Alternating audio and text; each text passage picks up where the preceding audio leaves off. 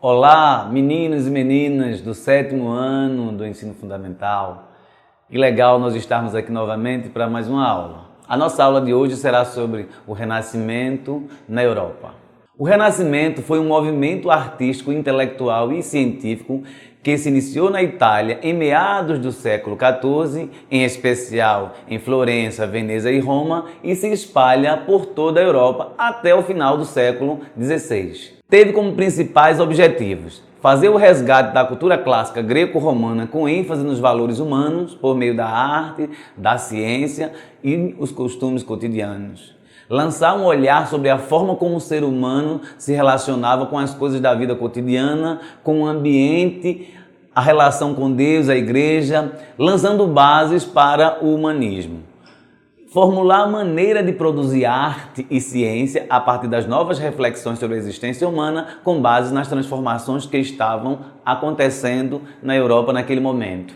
Dessa forma, o Renascimento e o humanismo se relacionam com as mudanças gerais pelas quais a Europa vinha passando no período, indicando a fase final da Idade Média ou Baixa Idade Média. Dessa forma, sua importância foi contribuir na mudança da mentalidade nas sociedades europeias e preparar o ambiente para o Iluminismo e a Idade Moderna ou Modernidade. O desenvolvimento do Renascimento, como se deu isso, né? Então, em que contexto o Renascimento surge? Vamos ver aqui algumas questões. O século XIV é o tempo em que o Renascimento começa a surgir, né? Então, este tempo é definido como Baixa Idade Média, como eu já falei, período de muitas transformações nas sociedades europeias, ainda feudais e bastante influenciadas pelo pensamento religioso construído durante os 1000 anos de Idade Média e muito preso ao teocentrismo, ou seja, Deus o centro de tudo. Pensamento que definia Deus como centro de tudo, que é isso que faz mover toda a Idade Média. Esse pensamento mais religioso conduzia a forma de ser da sociedade pelos motivos próprios da época. Como tudo que devemos analisar em história, precisamos tomar conhecimento de alguns acontecimentos para compreender melhor o fato estudado. Dessa forma, listamos alguns desses para que você possa contribuir, construir, melhor dizendo, uma melhor compreensão daquele momento. Então, cada momento da história da humanidade tem seu sentido próprio naquele momento e a gente precisa compreender um pouco dos elementos que compõem este cenário. O aumento da população agrícola fez crescer a população nos diversos reinos feudais e feudos espalhados pela Europa. A retomada do comércio como atividade econômica em vilas de alguns reinos italianos na Península Itálica dinamizou a economia dessa região. O fortalecimento do comércio marítimo com algumas cidades-estados como Gênova, Veneza, aceleraram a concentração de riqueza, as bases do mercantilismo que a gente vai estar vendo em outro momento. O retorno das aglomerações urbanas e a expansão das vilas, as identidades culturais dos povos começaram a ser definidas, né? A rígida disciplina advinda da doutrina católica começou a levantar questionamentos, e aí os intelectuais da época começaram a fazer reflexões sobre o teocentrismo, né? E aí você tem uma mudança de paradigma do teocentrismo para uma outra forma de pensar a humanidade, apresentando um pensamento mais voltado para o antropocentrismo. Então, essa mudança de teocentrismo para antropocentrismo traz o homem para o centro do debate. Então, desloca-se de Deus, que foi a marca da Idade Média, e aí o ser humano ganha uma nova ênfase nessa construção do pensamento desse período. Eu trago aqui uma tela onde vocês podem observar o cotidiano da Baixa Idade Média, né? Então, aí um dos elementos que a gente está discutindo é justamente o ressurgimento do comércio. Então, as áreas urbanas começaram a ter maior movimentação de pessoas. Uma das coisas interessantes em história é que a imagem nos ajuda a compreender o momento. Então, a pintura é a forma como a arte se manifestou em determinado momento. E ali nós percebemos a feira, na primeira imagem ali que nós temos do lado esquerdo, nós temos a movimentação das feiras e depois os pátios de mercados. Então, na verdade, é uma cena que se repete em 3 imagens diferentes, mas que o objetivo é fazer com que vocês observem qual era o registro que nós temos da movimentação do fim da Idade Média naquelas localidades que estavam entrando em processo de urbanização ou retomando essa urbanização na Europa. E aí nós temos a arquitetura e a arte medieval, somente também para vocês se fixarem. Então, a tela que eu trago agora, ela apresenta algumas imagens da arquitetura e da arte no período medieval. Então, os estilos gótico e românico na arquitetura era muito forte, muito presente, né? E carregavam essa marca da religiosidade que marcou a Idade Média. E a questão das guerras. Então, nós temos ali no estilo românico ainda a fortaleza, o castelo com aquele ar de fortaleza, de defesa, né? Também essa igreja de Notre Dame, acima, ela é uma igreja que carrega também esse peso, né, do concreto, dos traços românicos. Já o castelo abaixo, ele é pontiagudo, ele traz a marca do estilo gótico, também muito presente, somente no leste europeu. E nós temos aí uma pintura que também nos leva a compreender que o peso da arte e da arte plástica naquele momento também retratava muito as questões religiosas. Então as imagens são parte do registro histórico que nos ajuda a compreender a história em cada um dos seus momentos. Como era percebida essa antiguidade greco-romana pelos artistas intelectuais renascentistas? Então, a gente fala isso aqui hoje, no século XXI, mas como é que os artistas renascentistas ali do século XIV e XV pensavam isso? Um ambiente de tensões medievais que causou o fechamento das cidades e diminuição drástica do comércio e dos centros urbanos, via-se a possibilidade de mudanças. Na arte, o que inspirava era a suposta grandiosidade da Grécia e Roma antigas. A Grécia era compreendida como berço do conhecimento filosófico, de grandes filósofos, de sociedades organizadas, onde havia mais liberdade humana. Roma era lembrada pela grandiosidade de sua expansão, da organização social, política e dos grandes líderes, das grandes conquistas, né? Então, a imagem que os intelectuais do fim da Idade Média têm da antiguidade é algo muito grandioso, e isso vai repercutir profundamente no pensamento renascentista. Enfim, uma imagem grandiosa do passado que exalta as qualidades e a perfeição humana, bem como a forma de se produzir conhecimentos, foram resgatadas pelos renascentistas. Então, eles vão fazer esse resgate dessa imagem. E aí eu trago aqui nessa tela imagem da antiguidade clássica greco-romana, né? Porque aí você tem os documentos que estão lá em edificações.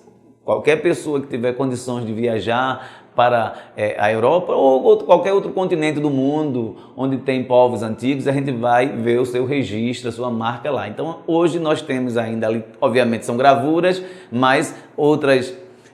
as esculturas ali presentes, elas são de mais de 1000 anos, mais de 2000 anos, e elas permanecem. E aquela imagem também dos grandes templos gregos, que caracterizam aí a Grécia clássica. Então, essas imagens e o tipo de técnica utilizado na produção das esculturas, por exemplo, vão influenciar muito os renascentistas.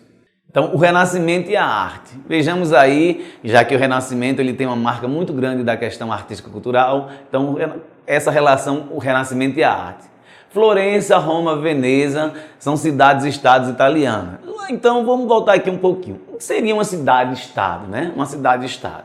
Então, Estado é um entendimento que nós temos hoje dentro da ciência política que designa um território com um governo, com legislação, com uma população específica, né? Sob o controle desse governo, com forças armadas. Então essas são algumas características do que seria Estado. Isso é o pensamento moderno sobre Estado. E então a Itália, a Península Itálica, aí vocês podem ver geografia também, o que é península, para ir também ampliando esses conhecimentos e interligando. Então a Península Itálica, ela não era o que nós conhecemos hoje, a Itália. Essa Itália, ela se formou enquanto nação no mesmo território no século XIX, final do século XIX. Essa Itália ali era formada por cidades independentes, cidades que algumas delas mantinham uma rede muito intensa de comércio, mas as cidades, por terem governos próprios, elas eram definidas como cidades e estados, né? Então, Florença e Veneza são duas dessas grandes cidades e estados italianas. Elas foram locais onde o Renascimento começou.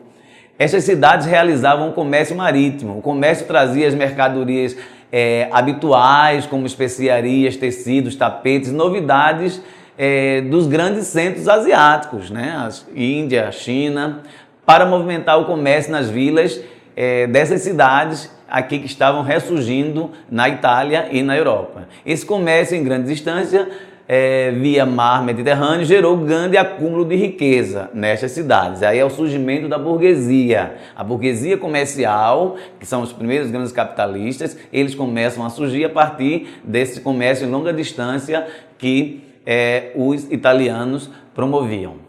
Com a expansão dos centros urbanos, artistas de outras regiões da Itália e da Europa migraram para essas cidades, iniciando uma movimentação cultural diferente. Então, Florença, Veneza vai se transformar em cidades cosmopolitas, né? Cidade que recebe pessoas de culturas diferentes, mas com um centro de produção cultural e aí, obviamente, de renda, as pessoas vão correr para lá. Eu trago para vocês nessa tela também duas imagens das pinturas medievais, retratando um pouco o que era Veneza na Idade Média ali, que é justamente esse finalzinho que a gente está pegando, né? Então, Veneza, que é muito comparado com Recife, a cidade dos canais, que cortam, a cidade cortada por canais. Então, essa aí é uma imagem que vocês podem utilizar para reportar-se um pouquinho no tempo e perceber isso. A qualificação técnica da arte e os mecenas. Quem são esses mecenas, né? A pretensão de resgate das tradições greco-romanas permitiu que os artistas se inspirassem nas esculturas clássicas, por exemplo. Dessa forma, o rigor técnico na produção das peças de arte reproduziram o ser humano com riqueza de detalhes, exibindo sempre corpos com portes atléticos, mesmo de personagens sagrados ou aparentando uma certa idade. Essa forma inaugura uma nova maneira de pensar e produzir arte, atraindo o interesse de mecenas. Os mecenas eram os grandes comerciantes, poderiam ser papas também, porque aí você tem um grupo da sociedade que era detentora de dinheiro. Então, os mecenas eram os grandes comerciantes, papas e nobres, detentores de dinheiro e que financiavam estes artistas, escultores, pintores e depois compositores, mais adiante. Mas também intelectuais para produzir suas obras. Logo, os artistas, na maioria das vezes, dependiam financeiramente da contratação dos serviços pelos mecenas, que eram os detentores de dinheiro, principalmente os grandes comerciantes. Alguns dos grandes nomes da arte renascentista na Itália vão se fazer presente aqui. Então, a esta nova compreensão técnica de arte, alguns artistas se destacaram com suas obras com alta qualidade. Então a gente cita aí Michelangelo de Buonarroti, Leonardo da Vinci e Rafael Sanzio. Leonardo se destaca também pelas investigações científicas e tem muitos registros das pesquisas científicas de Leonardo da Vinci. Então, observando essas imagens das pinturas e esculturas de Michelangelo, aí tem La Pietà, a Senhora, a Mãe de Jesus, com ele morto nos braços, né? La Pietà. O Juízo Final, que é essa imagem do meio, que é a forma como os renascentistas retratavam a questão religiosa, né? E a criação de Adão por Deus. O que conseguimos identificar aí quanto à técnica e à temática? Então, essas imagens, elas passam algumas coisas, né? Então, o que a gente pode ver? Então, eu digo para vocês aqui, há uma preocupação muito grande com o rigor técnico. Então, se vocês olharem com mais atenção, vocês vão perceber que essas imagens têm muito detalhe. Tem uma métrica muito bem elaborada que dá a ideia de perfeição, porque essa é uma das projeções que os renascentistas tinham, a perfeição técnica, que era uma das imagens que eles guardavam da antiguidade clássica, né? Então, vocês têm a possibilidade de perceber esse rigor técnico e também a temática religiosa que não sai da cultura, ela está muito presente ainda. Só que tem outras possibilidades de análise. Por exemplo, o quadro que é a criação de Adão por Deus. Adão tem um corpo escultural, e aí esse detalhamento do corpo é justamente resgatando aquelas tradições gregas das Olimpíadas. Então, as esculturas da antiguidade romana e grega influenciaram muito para se pensar o ser humano com esse ar de perfeição. Agora, algumas imagens da obra de Da Vinci. A Última Ceia, O Homem Vitruviano e Mona Lisa. O que elas têm em comum com as de Michelangelo? O que as diferencia? Então, as imagens ali podem ajudar a gente a ficar refletindo sobre o conhecimento histórico, né? Então, elas têm em comum essa questão da preocupação com a qualidade técnica. Então, são obras que a gente pode chamar dentro da compreensão artística, e eu não sou artista, mas aí a gente tem um bom senso, são feitas com muita qualidade. Muita qualidade. Mas aí nas obras de Da Vinci já vem o elemento enigmático. Até hoje, muitos pesquisadores ficam tentando descobrir quem foi a Mona Lisa de verdade, né? E ali no meio dessas três imagens você tem o homem vitruviano. Aí a ideia de perfeição, de equilíbrio humano que Da Vinci tentou passar ao produzir essa obra. O pensamento científico no Renascimento. O pensamento científico na época da Renascença foi orientado pelo racionalismo e pelo experimentalismo. O racionalismo se propunha a explicar as coisas de forma racional por meio da comprovação científica. Então, a ciência começa a ganhar um peso aí no finalzinho da Idade Média. Já o experimentalismo se propunha a buscar novas formas e conceitos para explicar o mundo. Então, você vê aí no surgimento no aspecto científico, no aspecto da produção intelectual, as novas formas de pensar a produção de conhecimento que começa a se desenhar com o Renascimento. Então, vem aí também o humanismo. O humanismo surgiu na Itália, ali num ambiente do Renascimento, e se espalhou pelo resto da Europa, chegando à Espanha, Portugal, França, Inglaterra e aqui outros países europeus, inclusive do leste, que não estão citados ali. Todos os humanistas se inspiraram na antiguidade e nas grandes obras clássicas e buscaram estudar as obras em grego, latim e hebraico, línguas não faladas mais, né? Então, línguas aparentemente extintas, eles resgataram para poder garantir a fidelidade desse conhecimento, né? Mas os humanistas deram ênfase aos contos heróicos. Então, por exemplo, nós temos aí Luís de Camões trazendo os contos heróicos de Portugal. Eles também fazem crítica à sociedade medieval, como Miguel de Cervantes fez com Dom Quixote, aí questionando o cavaleiro medieval e trazendo uma série de críticas à sociedade.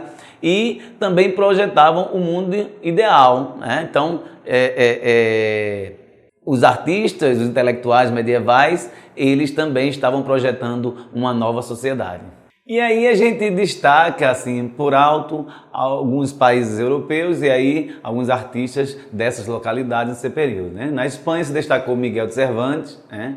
Ele de 1547 a 1616, aí a data de nascimento e morte dos personagens citados, né? E então a sua obra foi Dom Quixote. Em Portugal, Luís de Camões, de 1524 a 1580, com Os Lusíadas, que aí narra os feitos históricos da construção da nação portuguesa, né?